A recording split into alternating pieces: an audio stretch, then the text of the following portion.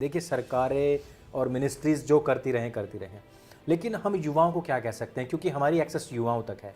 तो युवाओं को हम क्या कह सकते हैं, युवाओं को हम क्या संदेश दे सकते हैं, किस प्रकार से वो इस देश को टूटने से बचा सकते हैं। आपने बहुत सही नाम दिया है इसका, और नाम से ही हमें उजागर भी हो जाती हैं चीज़ें कि हम मानते हैं कि ये पवित्र गंगा है, लेकिन अंदर कहीं ना कहीं पैर में काटने के लिए जहरीला नाग भी वहाँ पर बैठे हुए हैं, और इस भारतीय जो शुद्ध और वैदिक परंपरा है इसको अशुद्ध करने का कार्य वो लोग कर रहे हैं। एक था कलिया नाग जी, जो जमुना में जहर फैला रहा था। जी। तो श्री कृष्णा को आना पड़ा उसको पड़ा। ठीक करने के जी, लिए। हाँ, हाँ। तो इसी तरह से बैठे हुए ये लोग। हाँ, रिसर्च में हम युवाओं को क्या क्या दे सकते हैं इस बुक के माध्यम से। तो इस बुक के माध्यम से हम उनको कह सकते हैं कि इस बुक में जी, कम से कम इससे 50 पीएचडी डिसर्टेशन निकल सकती है। जी। इसमें इतना कुछ है। हाँ। इसमें 1600 रेफरेंसेस हैं। जी। हाँ, और 100 पेज की बिब्लियोग्राफी है। इतना कुछ है इसमें।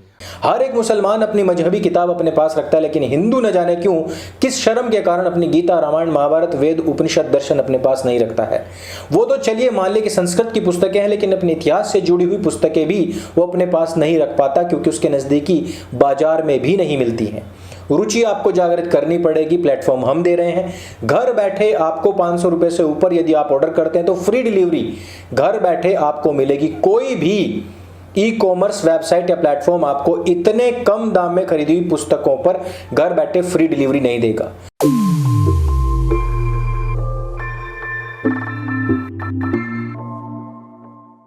नमस्ते दोस्तों, आप सबका एक बार फिर से स्वागत है आपके अपने YouTube चैनल सत्य सनातन में। आज का दिन मेरे लिए बहुत बड़ा दिन है, सौभाग्य का दिन है, क्योंकि आज मेरा एक सपना पूरा हो रहा है। आप सभी जानते हैं कि 2012-13 में भी मैंने गुरुकुल में प्रवेश ले लिया था, अपनी नौकरी छोड़ करके, अपनी पूरी पढ़ाई को एक तरफ करके वैदिक शिक्षा प्राप्त करने के लिए। और मैंने अपने कई वीडियोज़ में इस बात को बताया है कि जिस प्रकार से मेरे प्रेरणा स्रोत भाई राजीव दीक्षित जी रहे हैं, उसी प्रकार से राजीव नाम मेरे जीवन से जुड़ा, और राजीव मल्होत्रा जी हमारे जीवन में आए, हमारे गुरुकुल में आए, और सच्चे इतिहास के दर्शन उन्होंने हमको वहाँ पर कराए। उम्र उस समय पर काफ़ी कम थी, जोश बहुत ज़्यादा था, और इतिहास को खंगालने की जो उमंग थी, जो अंदर से एक जिज्ञासा थी, वो बहुत ज़्यादा थी।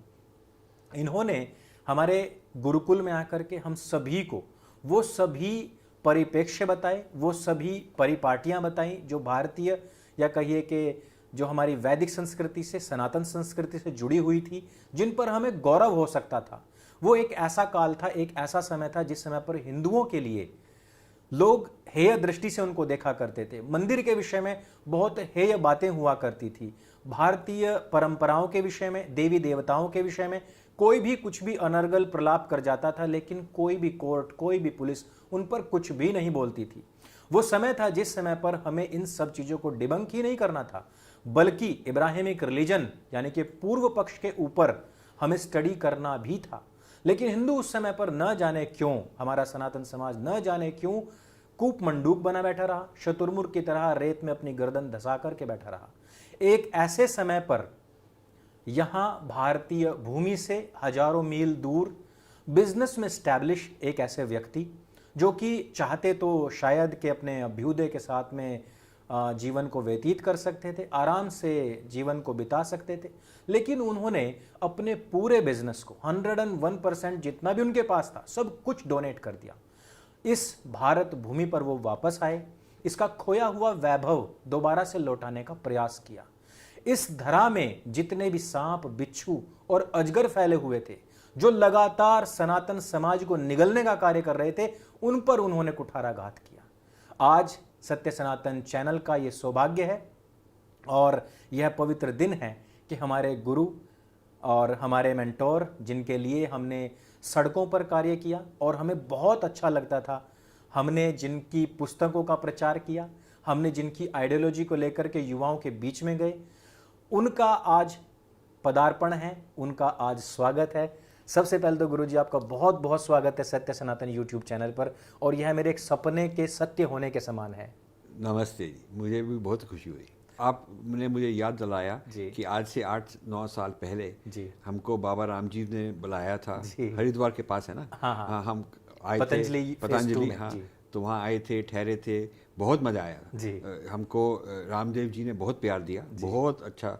और कितने सारे हजारों लोग बैठे हुए थे। बिल्कुल बिल्कुल। वहाँ पर उन्होंने हमारे से काफ़ी कुछ सीखा, काफ़ी कुछ मतलब पूछा बहुत इंक्वायरी क्वेश्चन आंसर कर करके स्वामी जी ने काफ़ी निकाला। जिज्ञासु मस्तिष्क हैं, बहुत अच्छा लगा और उन्होंने हमको बहुत सपोर्ट दी। तो उन्होंने फिर हमको इनकरेज किया कि इस पुस्तक क्या हिंदी में भी निकलना चाहिए। हाँ, तो फिर ब्रेकिंग इंडिया जो पहली बुक जो आई थी उसका हिंदी में भी निकाला। हाँ जी इसीलिए। और जब इंग्लिश मुझे नहीं आती थी बहुत अच्छी, तो ब्रेकिंग इंडिया जब बुक आई मैंने इंग्लिश स्पेशली उसके लिए सीखी। हाँ, और फिर हमने वो पढ़नी शुरू की। क्या बात। बहुत लोगों की डिमांड आई कि हिंदी में कब आ रही है, और जब हिंदी में आई तो उसका भी हमने काफ़ी प्रचार और प्रसार किया। और काफ़ी हमारे दर्शकगण हैं, हमारे परिवार से जुड़े हुए लोग हैं जो आपको बहुत दिनों से सुनना चाहते थे, बहुत दिनों से जानना चाहते थे। और कुछ चीज़ें ऐसी थी कि लग रहा था कि पुस्तक में बहुत कुछ है, लेकिन इसका फेज़ 2 आना चाहिए, पार्ट 2 आना चाहिए। और सौभाग्य है कि अब जो हमारे सामने पुस्तक है उसको आपने नाम भी दिया है ब्रेकिंग इंडिया 2.0 जी। तो आज हम इसी विषय में आपसे बात करना चाहेंगे। भारत के अंदर लगातार ये जो आक्रमण हैं वो तो खैर बढ़ रहे हैं, लेकिन एक चीज़ हमने नोटिस की है 2013-14 के बाद में कि सनातन समाज ने जागरूक होना शुरू कर दिया है। अब क्वेश्चन करना शुरू कर दिया है, क्रॉस क्वेश्चन करना शुरू कर दिया है। इसमें आपकी बहुत बड़ी भूमिका है और युवा जो आपको अपना आदर्श मानते हैं उनके कुछ सवाल भी हैं। और मैंने जो बुक को स्टडी किया है उसमें बहुत सारी चीज़ें आती भी हैं, लेकिन अगर हम उन्हीं को क्वेश्चन आंसर्स के माध्यम से युवाओं के सामने रखेंगे तो हो सकता है कि पुस्तक की जो पृष्ठभूमि है वो भी उनके सामने जाएगी और जो आपका कार्य है वो भी सामने जाएगा। मेरा सबसे पहला सवाल यही रहेगा कि समाज, कोई भी समाज जो होता है उसको समाप्त करने का तरीका है कि उसकी शिक्षा पद्धति को समाप्त कर दिया जाए, उसके खोए हुए जो वैभव है उसको रसातल में पहुंचा दिया जाए। आपने जो इस पर कार्य करना शुरू किया था वो इनिशियली आपके माइंड में क्या चीज़ आई थी? मतलब मैं वही चीज़ दोहराऊंगा कि हो सकता था कि आप अपने बिजनेस में थे, भारत की इस उठापटक और गंदी राजनीति से काफ़ी दूर थे, आपने उस जीवन को छोड़ करके यहाँ पर आना उतरना क्यों ऐसा मन में आया और क्यों ज़रूरी समझा? ये तो बहुत पर्सनल बात है जी। ये बात ऐसी है कि जब तक आपने आपके अंदर स्पिरिचुअल जागृति ना आए जी। तो ये ऐसा काम आप कर नहीं पाएंगे।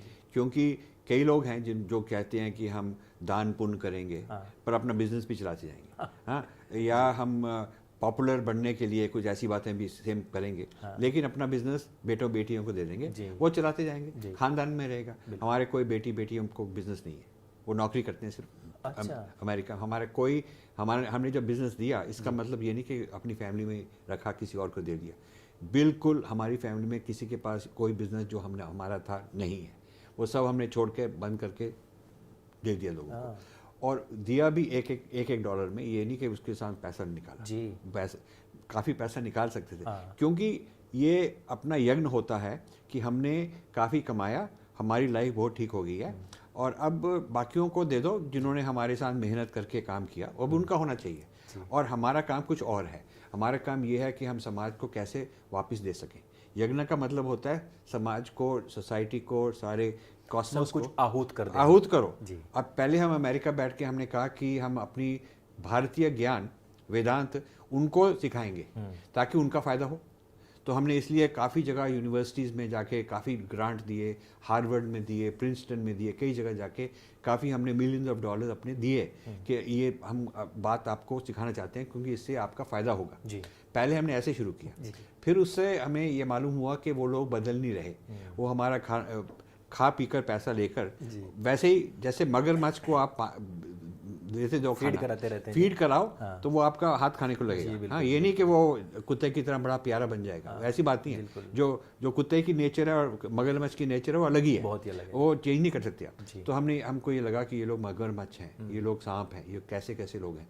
तो फिर हमने उनको क्रिटिसाइज करना शुरू किया। तो उनको अच्छा नहीं लगा कि ये आदमी हमको पैसे देता है, तो हमारी फोटो आती है बड़े, उनके न्यूज़पेपर में, अखबार में हम उसके बारे में लिखते हैं कि कितना अच्छा फिलैंथ्रोपिस्ट है, हार्वर्ड वाले लोग, हमारे को प्रेसिडेंट आते हैं हमको बताने के लिए कि आप बहुत अच्छे हैं, लेकिन वो हमको क्रिटिसाइज कर जा रहे हैं। तो मैंने कहा कि देखिए क्रिटिसाइज बंद नहीं होगा क्योंकि इसीलिए तो हमने ये काम शुरू किया। तो हमने ये काम नहीं शुरू नहीं किया इसलिए कि हम बड़े मशहूर हो जाएं कि हम बहुत ग्रेट हैं, क्या हैं, हमको उसका शौक ही नहीं है। हमको आपसे कुछ लेना नहीं है, सिर्फ आप ये ज्ञान आपको पहचाना है सोसाइटी में। और यदि आप नहीं पहुंचा पाए, यदि आपको कुछ रुकावट है, कुछ ऑपोजिशन है, तो इसीलिए हमने एक वर्ड हिंदू फोबिया निकाला। हाँ बिल्कुल, उससे पहले सिर्फ और सिर्फ इस्लामिक फोबिया चलता इस्लाम इसीलिए निकाला क्योंकि एक हमारे मित्र थे जो पाकिस्तान के हाई कमिश्नर लंदन में थे। अच्छा वो जब रिटायर हुए तो प्रिंसटन यूनिवर्सिटी में आके वो विजिटिंग प्रोफेसर बन गए। अच्छा तो उनसे हमारी बातचीत हुई जी। तो उन्होंने हमको मिलकर काफ़ी हमने मित्र बने हमें। तो हम भी प्रिंसटन में ही रहते हैं। तो उन्होंने कहा एक दिन कि हमारे यहाँ बहुत बड़ी एक पुस्तक को अवार्ड मिल रहा है, इस्लामोफोबिया के बारे में उसने लिखा है, तो इसके लिए हम उसको अवार्ड देते हैं। अच्छा। तो मैंने कहा कि इस्लामोफोबिया क्या है, तो उन्होंने हमको समझाया। तो हमने कहा ये तो बड़ी अजीब बात है, तो हिंदू फोबिया वो होता है जो आपके अगेंस्ट लोग बोलते हैं, हमारे अगेंस्ट भी बोलते हैं। तो उसने कहा कि ये जो टर्म है इस्लामोफोबिया, उसका बड़ा फ़ायदा है क्योंकि फिर हम हर साल उसको अवार्ड देते हैं कि किसने इस्लामोफोबिया के बारे में लिखा। एक एकेडमिक चेयर बनाते हैं, कोर्स बनाते हैं इस्लामोफोबिया के ऊपर। तो मैंने कहा ये तो हम भी बना सकते हैं। तो फिर हमने हिंदू फोबिया की बात शुरू की जी। तो हिंदू फोबिया की जब हमने बात शुरू की जी। अब मैं नाम नहीं लेना चाहता जी, जी। पर कई इंडिया के टॉप लोग जो हिंदू ऑर्गेनाइजेशन जो हैं, कुछ संघ परिवार के भी जुड़े हुए जी, जी। हैं, टॉप लोग, हाँ जी। उन्होंने ये लिखा कि नहीं नहीं ऐसे नहीं कहना चाहिए, हिंदू फोबिया कहेंगे तो हमको शर्म आती है। ओहो। माँ हमको शर्म आती है, हमको ये कहना चाहिए कि हम बहुत ग्रेट हैं, आहा। हम तो 5000 साल से 10,000 साल से बहुत ग्रेट है, कोई प्रॉब्लम नहीं है, कितने हमारे मंदिर हैं, क्या कुछ होता है। तो मैंने कहा नहीं नहीं, ये जो हिंदू फोबिया है, ये हिंदू फोबिया रियल चीज़ है, इसके बारे में आप नहीं बताएंगे तो लोगों में जागृति नहीं आएगी। ये तो यदि आप कहेंगे ये जो लोग हैं ये हिंदू फोबिक है, एक वर्ड होना चाहिए ऐसे, और वर्ड इस्लामोफोबिया से जान के ही हमने जुड़कर बनना है। क्योंकि इस्लामोफोबिया जब आप सर्च करते थे गूगल में तो उसको में आपको कई लाखों मिलियन हिट्स आती थी। जी, जी, जी। हिंदू फोबिया की जीरो। तो इसलिए इस तरह से हमने ये शुरू किया। अच्छा, है भी कुछ भारत में ऐसी प्रॉब्लम के मतलब ईरान चला गया, अफगानिस्तान, पाकिस्तान, बांग्लादेश, भारत के ही बहुत सारे ऐसे हिस्से हैं जो इब्राहिमिक रिलीजन्स ने दबा लिए हैं, उनके लिए एक्ट बना दिए हैं। और मंदिर हमारे नॉर्थ में कोई पुराना नहीं है, साउथ में आपको मिलेंगे, लेकिन बस हम 5000 का वैभव गाते रहें और जो हमारे ऊपर अत्याचार हो रहे हैं उसको बिल्कुल भी ना बोलें।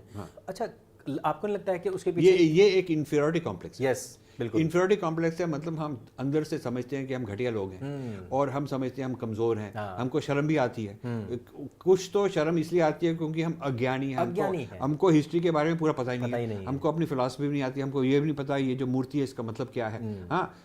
हम क्योंकि जानते नहीं अपना जो रिचुअल है उसका फायदा क्या है, मंत्र है उसका मतलब क्या है, तो इसलिए हम शर्म जाते हैं। हमको कोई बोले अर्चे तू ऐसे है, तू बहुत बैकवर्ड है, पिछड़ा है, तो हम मान लेते हैं। हमें कोई कह दे कि सती प्रथा थी, कोई कहते जातिवाद था, कोई कहते कि लोगों को मारते थे, बलि होती थी, बस हम मान ही लेते हैं। रीज़न उसका ये भी है कि हमारी जो शिक्षा प्रणाली रही है, पद्धतियाँ रही हैं, समाप्त करने के लिए ये भी तो है ना कि हमारे लिटरेचर को चेंज कर दो, हमारी जो पाठ्य पुस्तकें हैं उनको चेंज कर दो, बच्चों को ही उस प्रकार से प्रशिक्षित करो कि उनको अपने ऊपर ही एक गिल्टी फील हो कि यार हमने कहाँ ही जन्म ले लिया है।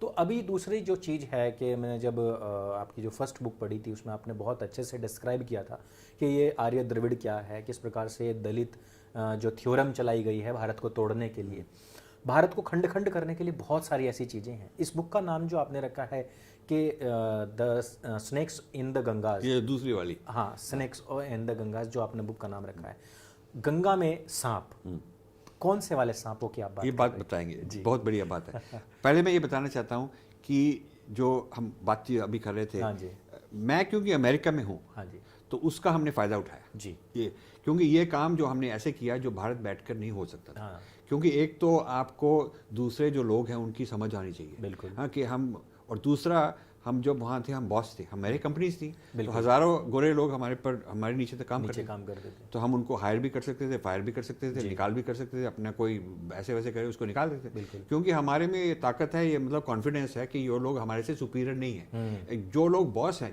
यदि मैं बॉस हूँ और हज़ारों गोरे अमेरिकन लोग मेरे नीचे काम कर रहे हैं तो मेरे को कॉन्फिडेंस होगा कि मैं इनको हायर भी करता हूँ, फायर भी करता हूँ, ठीक नहीं किया तो बदतमीज है उसको निकाल भी देता हूँ। हमको ये क्षत्रियता हमारे मदर ने बचपन से सिखाई कि किसी का ऐसे ऊट पटांग बात को समझने के लिए नहीं, मतलब कोई डोंट टॉलरेट मत करो, जो ऐसे बोलता है उसको बता दो।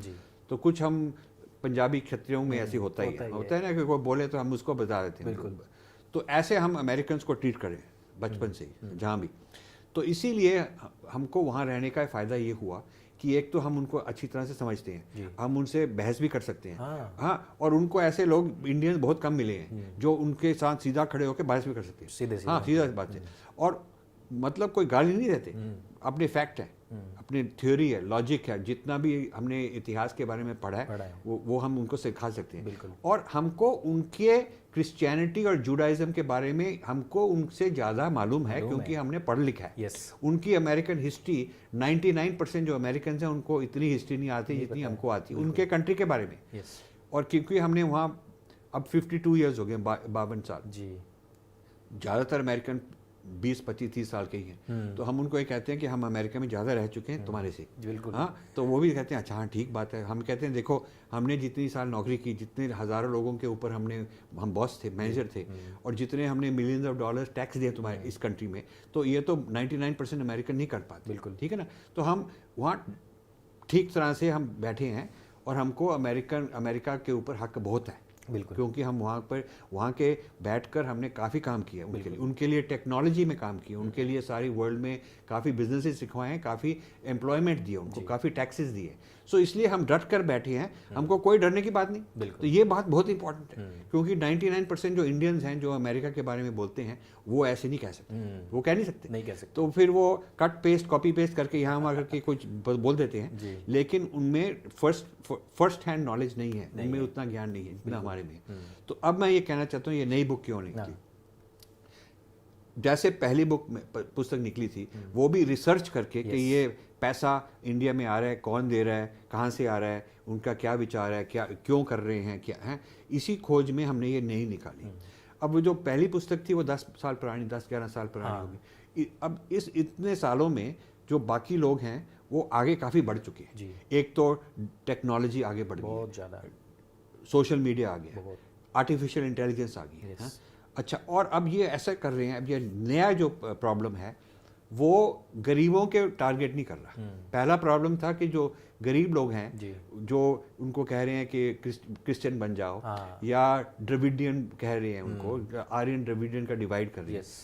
अब ये जो लेटेस्ट प्रॉब्लम है, ये लेटेस्ट प्रॉब्लम जो टॉप लोग, इलीट लोग हैं, जो अशोका यूनिवर्सिटी में बच्चों में भेजती है, क्रिया यूनिवर्सिटी में भेजती हैं, अजीम प्रेम जी की फाउंडेशन है, जो Tata institute of social sciences में है, इस तरह की जो यूनिवर्सिटीज़ हैं जहाँ पर इलीट लोग आते हैं, और जो IAS के लोग हैं अमेरिका पढ़ने के लिए जाते हैं, जो कॉरपोरेट लोग हैं, इंडस्ट्रियलिस्ट हैं, वो कहाँ से हार्वर्ड बिजनेस स्कूल से सीख के आते हैं। तो ये जो नया काम हो रहा है ये इस लेवल पर हो रहा है, ये टॉप लेवल पर हो रहा है, निचली लेवल पर नहीं हो रहा। तो निचली लेवल पर जो काम हो रहा है वो तो चल ही जा रहा है, वो तो पहले का चल रहा है। अब ये FCRA को बचाने के लिए NGO को पैसा नहीं दे रहे, इसमें जो लिखा है ये FDI फॉरेन इन्वेस्टमेंट भेज रहे हैं, फॉरेन इन्वेस्टमेंट भेज रहे हैं, जो इंडिया कहती है भी तो बिल्कुल ठीक है, ये तो हमारे यहाँ बड़ा प्रेज होता है इसके लिए। होता है। अब कई ऑर्गेनाइजेशन हैं, जैसे हमने इसमें एक निकाला है ओमी दियार एक अमेरिकन है जो $20 बिलियन से ज़्यादा उसकी वैल्यू है, उसकी पर्सनल एसेट्स, जो जॉर्ज सोरस से 5 गुना ज़्यादा अमीर है, और उसकी हाफ एज है। तो इसका मतलब जॉर्ज सोरस तो 80s में है, तो ये उसकी कम एज है। तो ये बहुत ही खतरनाक लोग हैं, ज़्यादा खतरनाक, सांप नहीं है तो मगरमच्छ है। तो ये लोग इंडिया में आके इन्होंने $500 मिलियन इन्वेस्ट किए टेक्नोलॉजी में, स्टार्टअप्स में, साउथ में। तो उन्होंने 300-400 छोटे छोटे वेंचर्स शुरू किए। उनका काम ये है कि अब अमेरिकन विचार, सोशल जस्टिस जिसको कहते हैं, ह्यूमन राइट्स जिसको कहते हैं, उनके साथ जुड़कर वो टेक्नोलॉजी निकाल रहे हैं। इसका मतलब वो ये कह सकते हैं कि हम तो टेक्नोलॉजी ला रहे हैं, और ये भी कैसे हम विलेजेस में, गांव में जाके डिजिटाइज करेंगे भी, लेकिन डिजिटाइज करने का तरीका, उनका विचार ये है, उनका मोटिव, गोल उनका ये है कि उनको इंडिया से अलग करके सोशल जस्टिस के नाते उनको थोड़ा इंडिया के अगेंस्ट विरुद्ध करें, हिंदू फोबिया उनको बनाए।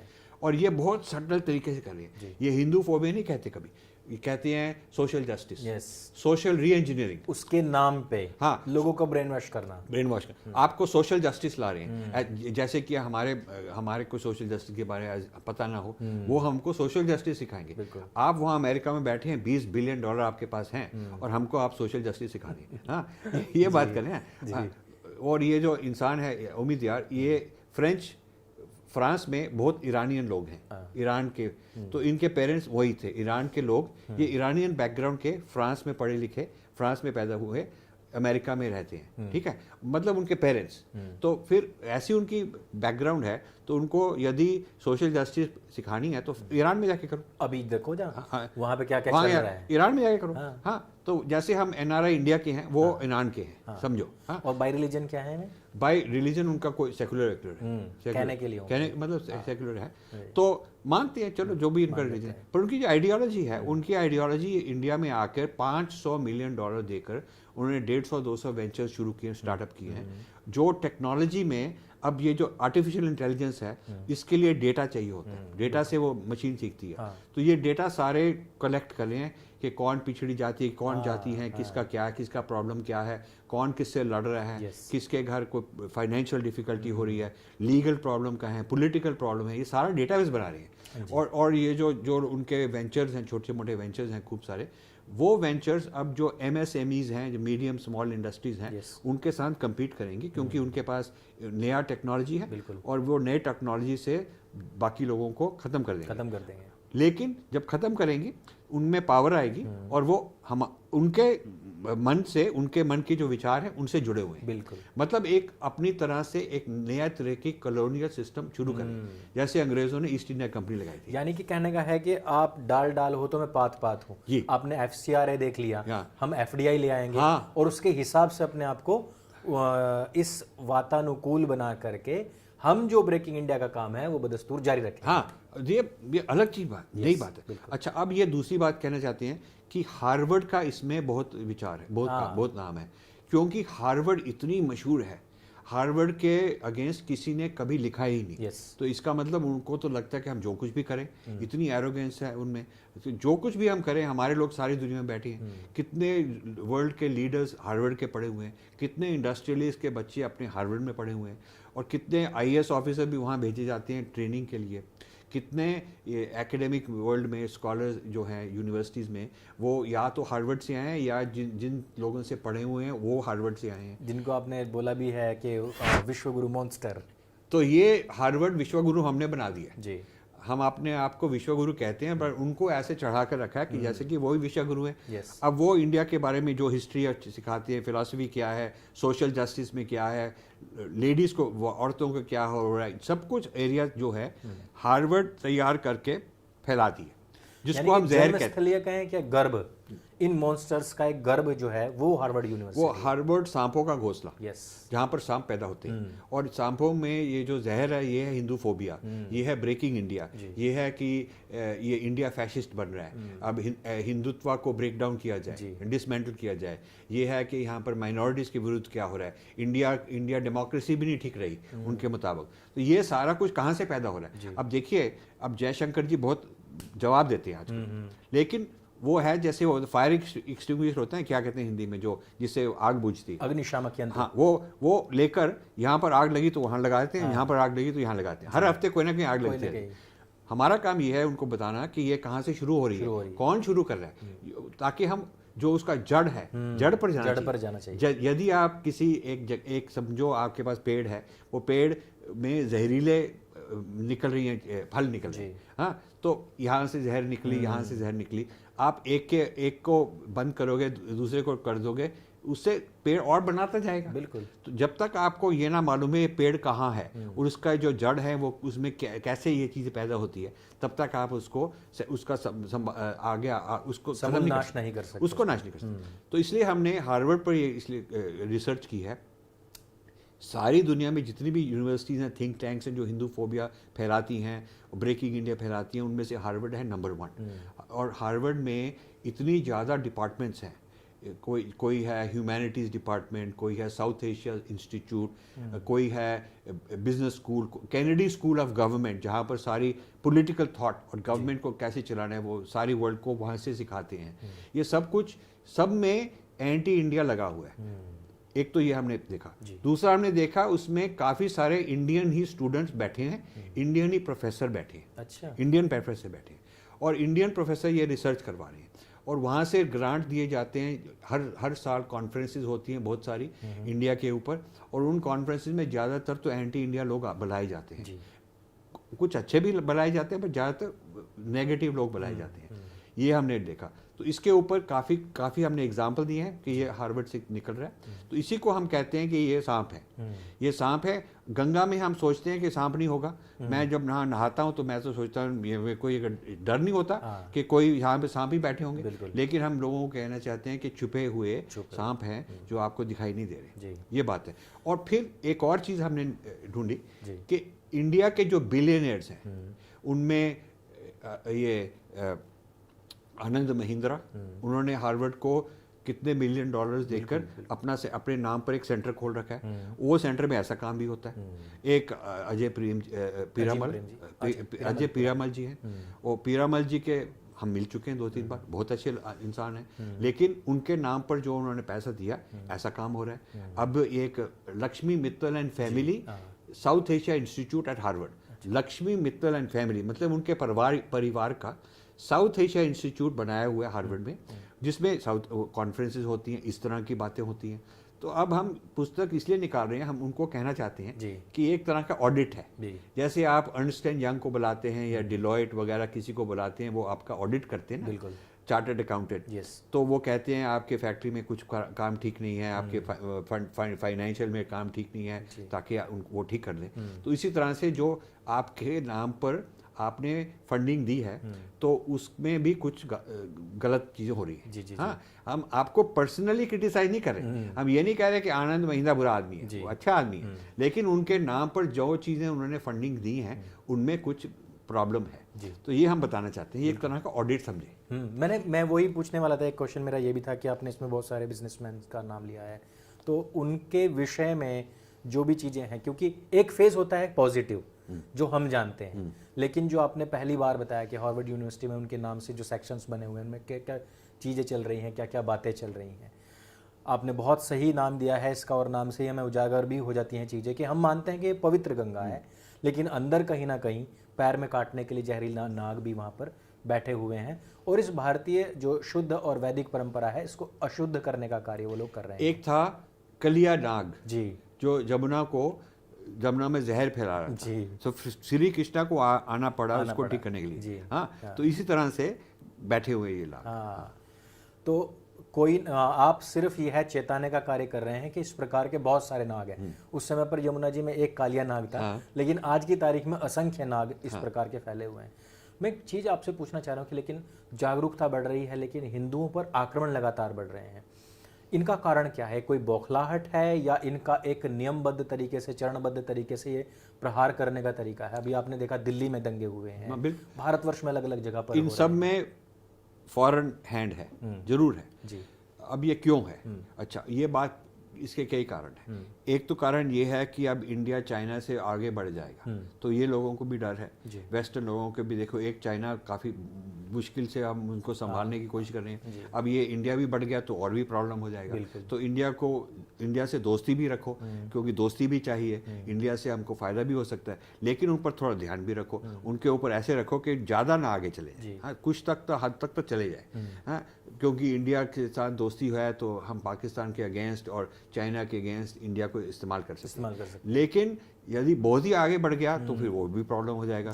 तो इनको मतलब ज़्यादा आगे भी नहीं बढ़ना, नीचे गिरने भी नहीं देना, इनको संभाल के रखना। तो थोड़ा सा उनके साथ हेल्प भी करो, पर थोड़ा सा ध्यान भी रखो। एक तो ये बात है।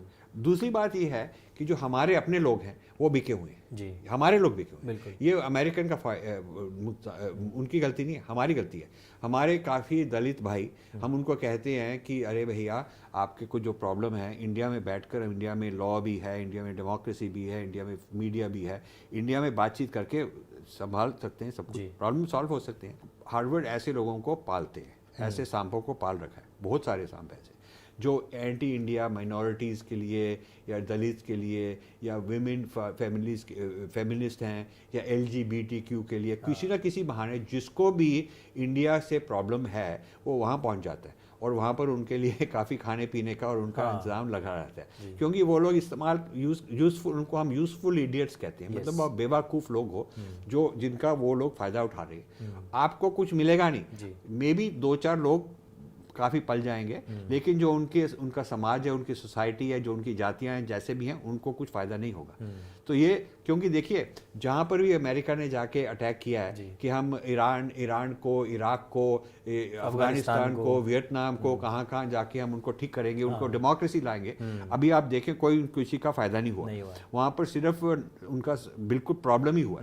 लेकिन काफ़ी 1-2% जो टॉप लोग हैं अफगानिस्तान के, उनको बहुत पैसा मिल गया है। जो इसी तरह के इराकी लोग हैं, वियतनामी से, वो तो अमेरिका में बैठे, उनको तो मौज कर रहे हैं। इसी तरह से एक इंडिया में जो टॉप लेयर है दलित की या जो मुस्लिम सेपरेटिस्ट हैं, इन लोगों की, खालिस्तानी लोगों की, इनका लिए तो फायदा होगा।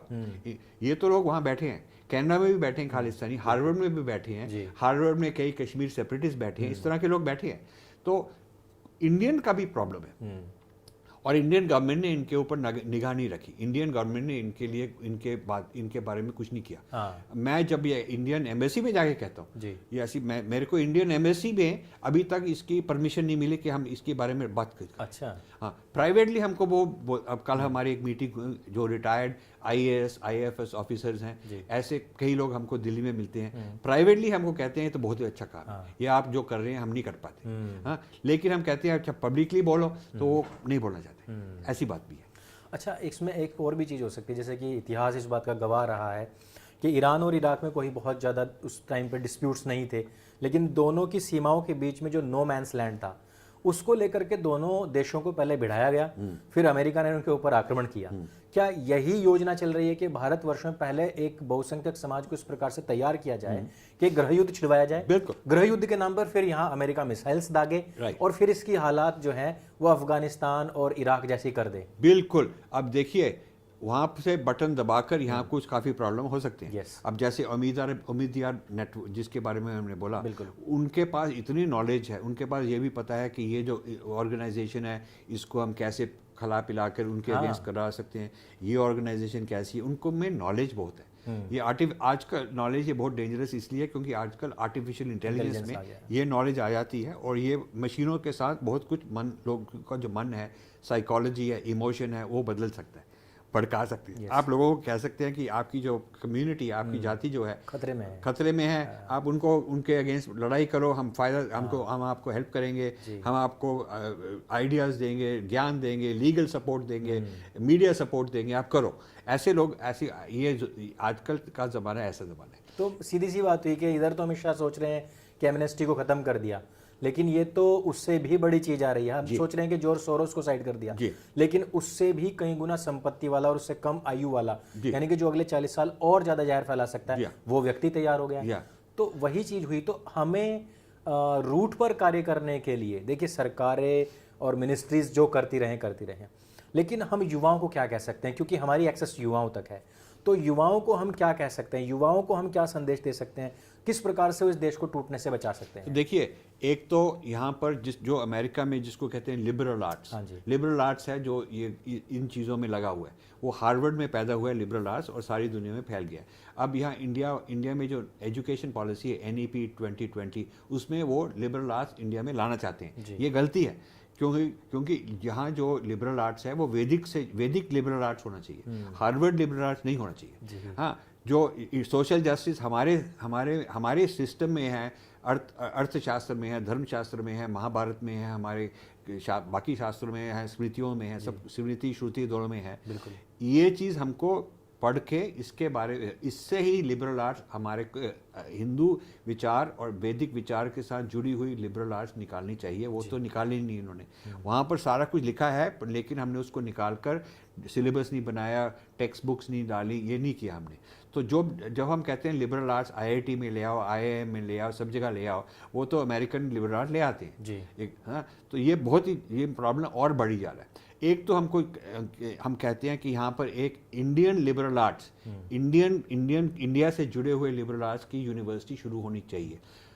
यदि कोई शुरू कर दे, हम उसमें पूरा 100% लग जाएंगे। हमको कोई नौकरी नहीं चाहिए, हमको उसका कोई वाइस चांसलर नहीं बनना चाहते, हमको कोई पोजीशन नहीं चाहिए, पर हम एडवाइज़र की तरह उनको हम गाइड कर सकते हैं। हम गाइड कर सकते हैं कि कैसे लिबरल आर्ट्स इंडिया में चले। एक तो बाकी कंट्रीज की जो लिबरल आर्ट्स के उसको क्रिटिसाइज कैसे करना है, उसके ऊपर पूर्व पक्ष कैसे करना है ताकि हम बचे रहें, और दूसरा अपनी तरफ से क्या लिबरल आर्ट्स हमारा होना चाहिए, ये हम शुरू करना चाहते हैं। तो इसके लिए जो कुछ भी हमको मिले, कोई यदि शुरू करे तो हम आने में तैयार हैं। एक तो यह करने हैं, दूसरा यह है कहना चाहते हैं कि जो यहाँ के बिलियनर्स हैं, जो यहाँ से ही कमाते हैं पैसा, ये इतने अमीर इसलिए हैं क्योंकि हम ही उनका सामान खरीदते हैं। बिल्कुल। हाँ, तो इनके ऊपर डिस्कशन करना चाहिए कि देखिए भाई, आप अच्छे लोग हैं, हम ये तो नहीं, इसका कोई डाउट नहीं है, लेकिन आप ये क्यों कर रहे हैं, इससे आपको क्या फ़ायदा होता है, और यहाँ पर आप देश की सेवा कर रहे हैं, आपको पद्म भूषण मिल रहे हैं, विभूषण मिल रहे हैं, सब मिल रहे हैं, और वहाँ जाके आप क्या क्या कह रहे हैं, तो ये आपको ऑडिट करना चाहिए।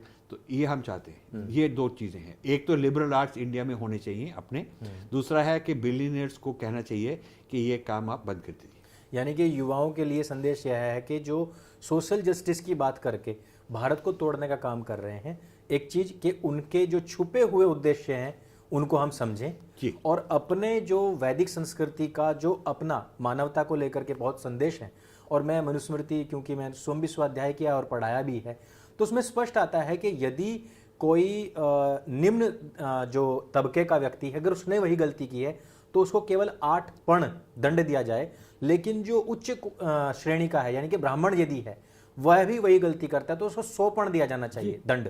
रीजन यह है कि वह तो अनपढ़ हो सकता है, वो गरीब हो सकता है, लेकिन जो विद्वान है उसने भी वही गलती की है तो उसको 100 गुना मिलना चाहिए।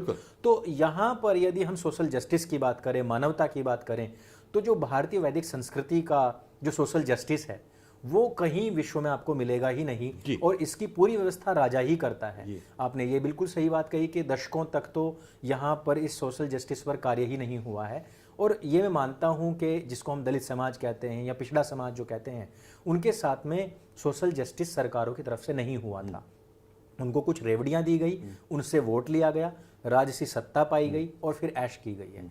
तो युवाओं के लिए मैंने जो आपकी बुक्स पढ़ी हैं उनमें जो स्पष्ट संदेश रहता है कि हमें वह जो भेदभाव या ऊंच नीच का भाव मन में न रख करके एक भारत माता की संतान सब हैं और बराबरी के साथ में हमें आगे बढ़ना चाहिए, उसी संदेश को मैं भी अपने युवा साथियों को देना चाहूँगा कि भारत को यदि हमें टूटने से बचाना है तो एक माँ भारती की संतान, इसमें कोई भी ऊंचा नीचा या गैर बराबरी नहीं होती है। यदि भारत को आगे बढ़ाना है, आगे लेकर के चलना है, तो हमें इसी संदेश और इसी विचारधारा के साथ में आगे बढ़ना होगा।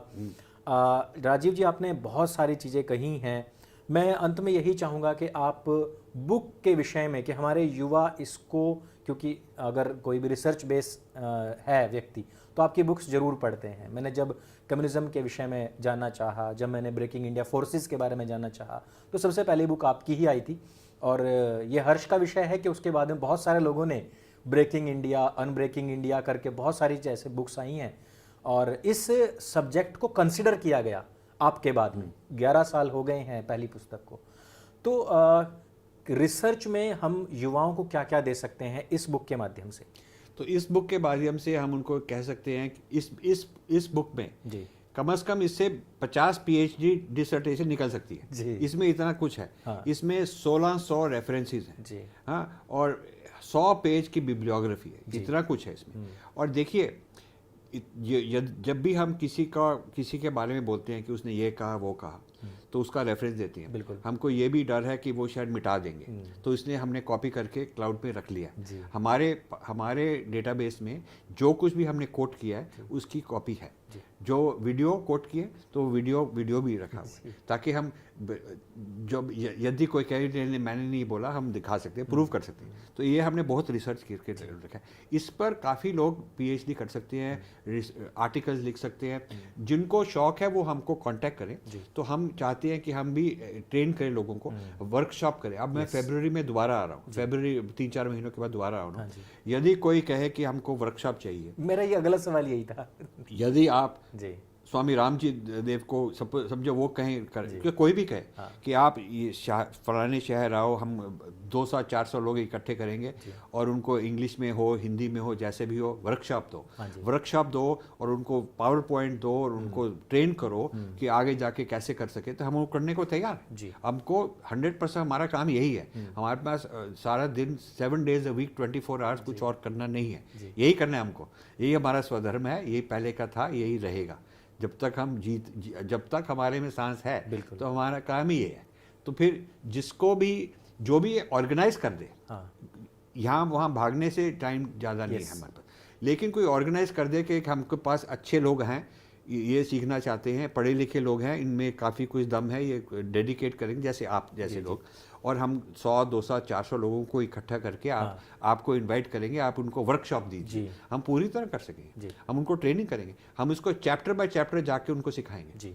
तो हम इसको, अब ये इतनी बड़ी पुस्तक है क्योंकि रिसर्च के लिए बड़ी पुस्तक होनी चाहिए, अब उसकी छोटी छोटी पुस्तकें निकालेंगे, बहुत सुंदर, 100 पेज 150 पेज की किसी में होगा। अब देखियो IITs पर अटैक हुआ है, हार्वर्ड ने किया कि IITs में रेसिज्म है, IITs में ये कास्टिज्म है, ये IITs के जो लोग हैं पढ़े लिखे हैं इसीलिए आगे बढ़े हैं क्योंकि वो ब्राह्मण हैं, ऐसे उन्होंने बहुत सारी चीजें बनाई, बहुत सारी चीजें बना रखी हैं और ये चीजें बहुत पॉपुलर हो गई ये लोग, क्योंकि हार्वर्ड सोशल मीडिया पर लगातार चलती रहती है, चलती रहती है इस बात। हाँ चलती है, और इसके ऊपर लीगल केस चलाए अमेरिका में, सिलिकॉन वैली में केस चलाए। अब वो जो अमेरिकन कंपनीज हैं जैसे माइक्रोसॉफ्ट वगैरह हैं, वो उनमें जो HR डिपार्टमेंट है, ह्यूमन रिसोर्स डिपार्टमेंट है, वहाँ पर ये कानून चेंज किए जा रहे हैं ताकि कोई भी कंप्लेन करे इंडियन के बारे में तो फिर वो इंडियन जो है उसको कोर्ट में जाके डिफेंड करना पड़ेगा कि मैं रेसिस्ट नहीं हूँ। ये बहुत सीरियस बात है। अब ये जो प्रॉब्लम वहाँ चली है, अब उन्हीं के जो ब्रांचेस इंडिया में हैं और उनकी जो आउटसोर्सिंग कंपनीज हैं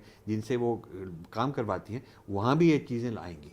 सो इंडिया में भी ये कानून चेंज होंगे, टेक इंडस्ट्री में, ऑटोमोबाइल इंडस्ट्री में, फार्मा इंडस्ट्री में, जहाँ पर भी अमेरिकन और यूरोपियन से काफ़ी काम हो रहा है, ये चीज़ें आएंगी कि ये ह्यूमन राइट्स और सोशल जस्टिस का काम अब इंडियन इंडस्ट्री में आएगा। और इसमें काफ़ी तोड़फोड़ होगी क्योंकि इसमें पॉलिटिकल प्रॉब्लम भी होगा। तो ये कई तरह से अब इंडिया को तोड़ने का एक इंडस्ट्री से भी शुरू हो रहा है। ये नई चीज़ है, इंडस्ट्री, FDA, ये जो इसको ESG कहते हैं, environment, social justice, governance, ESG, ये सारे कॉर्पोरेट में फैशन बन गए कि हम ESG आगे बढ़ेंगे।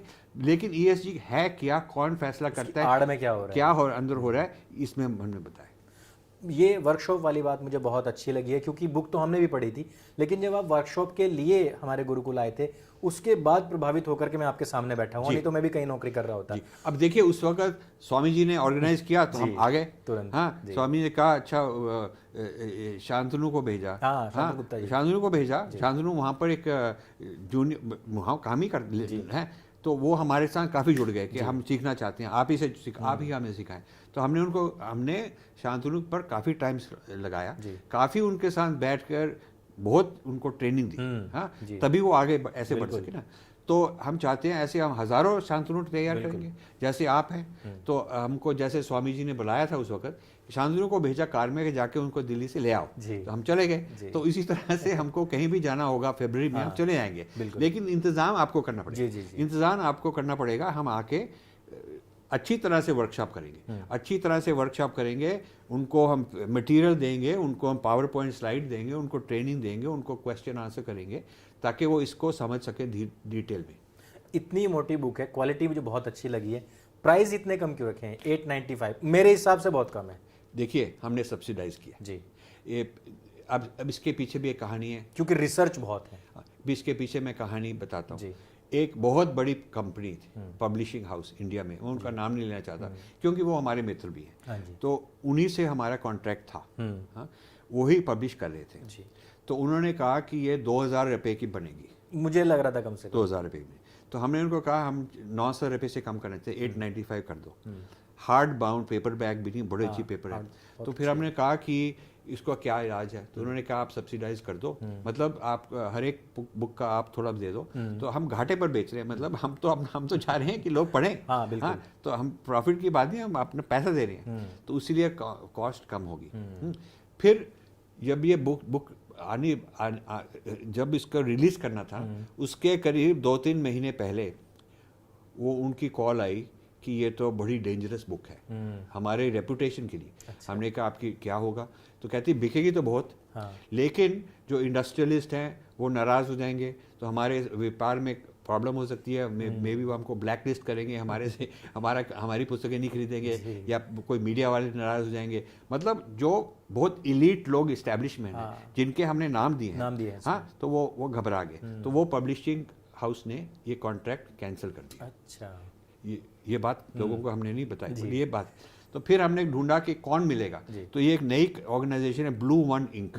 ये नए लोग हैं, ये इनमें बहुत दम है, ये कोई आइडियोलॉजी, ये इनमें कोई डर नहीं था कि हम बिजनेसमैन को अपसेट कर देंगे तो नाराज हो जाएगा। वो भी हमारे जैसे ही हैं, वो कह रहे हैं यंग लोग हैं, वो क्या चलो कोई देखी जाएगी। अब ये उनकी बेस्ट सेलर है जी। एक उन्होंने प्रिंट रन की, वो खत्म हो गई, 3-4 दिनों में बिक गई पहले। फिर उन्होंने दूसरी प्रिंट रन की, वो भी अब बिक गई है। अब तीसरी प्रिंट रन होगी। सो इसलिए ये इस पुस्तक की कहानी काफ़ी है, हमने पूरी तरह से समझाया भी लोगों को कि ऐसी पुस्तक निकालने में भी दम चाहिए, बहुत दम चाहिए, क्योंकि कितने लोग हमको क्रिटिसाइज करें, अभी कितने हमको थ्रेट्स आ रही हैं कि आपने ये किया वो नहीं किया। तो फिर ये तो क्षत्रियता में यही तो होता है ना, आपको इन बातों को भी सामना करना पड़ेगा। आप भी करते होंगे। बिल्कुल। हाँ। मेरे भी थ्रेट्स क्या आती, मतलब जान से मारने के कई सारे अटेम्प्ट भी हो चुके हैं, और अभी भी ATS में भी रिपोर्ट्स हैं, और PFI की भी रिपोर्ट्स के अनुसार है। खैर वो बहुत अलग चीज़ें हैं। मैंने इसलिए पूछा था क्योंकि मैं खुद अभी एक बुक सेलर की तरह ही हूँ, और मेरा खुद का एक पोर्टल है सनातन हाट, जहाँ पर हम सभी वैदिक पुस्तकें लोगों तक प्रोवाइड कराते हैं, घर तक पहुँचाते हैं। और अभी पेपर के काफ़ी दाम बढ़ गए हैं, उस टाइम में भी अगर आपके पब्लिशर ने इस रेट में उपलब्ध करवाई तो बहुत बड़ी बात है। दूसरी चीज़ कि हिंदी में कब आ रही है ये पुस्तक? अब देखिए, हम हिंदी में डालना चाहते हैं, पर हमको सहायता चाहिए, हम पे करेंगे, पर हमको ट्रांसलेटर चाहिए, अच्छे ट्रांसलेटर जो हमारे विचार से जुड़े हुए हों, ताकि अच्छी तरह ट्रांसलेशन करें। हम ऐसी टीम बनाना चाहते हैं, और अगले साल हम हिंदी एडिशन निकालना चाहते हैं। तो जो भी हमको हेल्प करना चाहे हमको कांटेक्ट कर दें। हम नहीं ट्रांसलेट कर पाए, हम आगे इंग्लिश में लिखी जाएंगे, लेकिन जो हिंदी में ट्रांसलेट कर सकता है उनसे हम मिलकर पार्टनरशिप बना के, हमको कुछ 1 रुपया नहीं चाहिए, हम उसमें कोई रॉयल्टी नहीं चाहिए, जो भी ट्रांसलेट करेगा वो बेच के बना सकते हैं, जो भी बनाए। हम पैसे की बात नहीं है, लेकिन हम चाहते हैं अच्छी क्वालिटी वाला ट्रांसलेट करें, जो आप कहना चाहते हैं एग्जैक्ट उस भाषा को वो प्रस्तुत कर सके वहाँ पर। जी, यही हम चाहते हैं।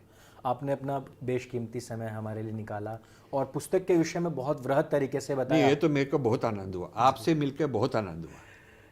रीज़न होता है कि एक फैमिली मेंबर से मिलना और वैसे मिलना बहुत अलग चीज़ें होती हैं, और क्वेश्चंस मेरे वैसे ही रहते हैं कि जैसे हम एक फैमिली मेंबर में बैठे हुए बातचीत कर रहे हो, वैसा ही मेरा एक उद्देश्य भी रहता है। और मैं सच बताऊं कि मेरे बार बार रोंगटे खड़े हो रहे हैं कि जब मैं आपको सामने से देख रहा हूं, क्योंकि हम जब अपने गुरुकुल में पढ़ते थे आपके साथ में, तो वो एक टाइम अलग होता था जब आप पूरे क्राउड को एकदम मतलब सब गुरुकुल के बच्चों को एक साथ पढ़ा रहे होते थे। यहाँ हम 1 to 1 बैठ करके बात कर रहे हैं, मेरी जिज्ञासाएं जितनी भी हैं मैं आपसे पूछ पा रहा हूँ, तो वो चीज़ एक अलग होती है। तो इसमें आनंद तो खैर आनंद मेरा ही आनंद है, क्योंकि ऐसे लोगों को मिलकर भी हमको लगता है कि ये जो हमने जीवन में 30 साल इसमें लगाए, तो उसका फ़ायदा हो रहा है। उसका फ़ायदा तभी हो रहा है क्योंकि आप जैसे लोग हैं। मैं अपने सभी साथियों से, अपने सत्य सनातन परिवार के सभी बंधुओं से कहना चाहूँगा कि सबसे बड़ी चीज़ कि आप बुक लें, हिंदी वर्जन जो पढ़ना चाहते हैं अगले साल तक वेट करें, और सबसे पहले इस वीडियो को सबके साथ में शेयर करें, लोगों तक पहुंचाएं, क्योंकि यह जो रिसर्च है, मैंने पहले भी कहा था कि जब 11 साल पहले राजीव जी की पहली पुस्तक आई थी, उस समय पर भी लोग, क्योंकि हम क्या है कि ज़माने से बहुत पीछे चलते हैं, राजीव जी की जो लेखनी है वो ज़माने से 20 साल आगे चलती है। उस समय पर भी बहुत सारे लोगों को चीज़ें समझ नहीं आई थी, लेकिन वो आज पुस्तक दोबारा से बेस्ट सेलिंग हो रही है, हिंदी की पुस्तक बहुत सारे लोग खरीद रहे हैं, क्योंकि 11 साल पहले लिखा था लोग अब कैप्चर कर पा रहे हैं। जो उन्होंने आज इस बुक में लिखा है, यह आपके आने वाले 10 से 20 साल के बाद का भविष्य अभी से बताती है। आप भविष्यवाणी या हस्तरेखा पढ़वाने के लिए जाते हैं कि हमारा भविष्य क्या होगा, लेकिन ये पुस्तक बताती है कि पूरे भारतवर्ष का भविष्य क्या होगा, यहाँ की 140 करोड़ जनता का भविष्य क्या होगा। इसलिए मैं चाहता हूँ कि इस पुस्तक को आप खरीदें। बहुत सिंपल इंग्लिश में, मेरे जैसा हिंदी भाषी जिसने कभी इंग्लिश नहीं सीखी, वो भी इसको बड़ी आसानी से पढ़ सकता है। इस पुस्तक को खरीदें, इसको पढ़ें, स्टडी करें, अपने लोगों तक पहुंचाएं, और सबसे पहले इस वीडियो को लोगों तक पहुंचाएं। राजीव जी, आपका बहुत बहुत बहुत धन्यवाद। बहुत धन्यवाद, आपको धन्यवाद। नमस्ते जी। नमस्ते। सत्य सनातन वैदिक धर्म की जय। जय हिंद, वंदे मातरम।